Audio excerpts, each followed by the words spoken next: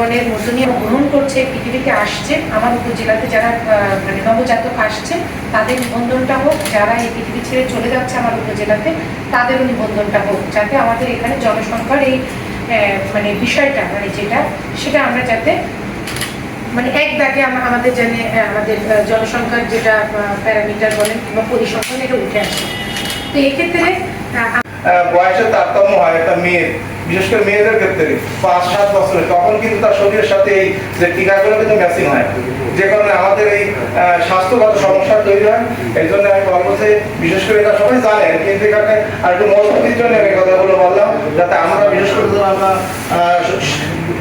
প্রশাসনিক কর্মকর্তা সতর্কতার সাথে এই 4-5টা পয়েন্ট আমরা দেবো। বিশেষ করে বার্থ অ্যাটেন্ডেন্ট, ডাক্তারি সার্টিফিকেট আছে।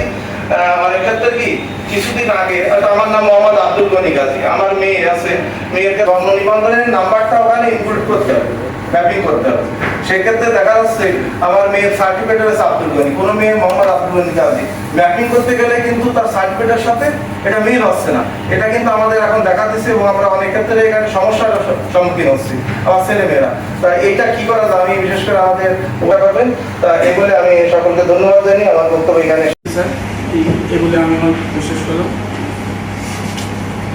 ধন্যবাদ। হিসাব সহকারী কারণ কেউ কি বলতে চান, আপনাদের কারোর কোনো আছে না? আচ্ছা বলেন। আজকের এই আলোচনা সভায় সম্মানিত সভাপতি, অতিথিবৃন্দ, আমার সহকর্মী, এছাড়া অনেক সবাইকে পরিষদের পক্ষ থেকে আন্তরিক ধন্যবাদ জানিয়ে আমার বক্তব্য শুরু করছি।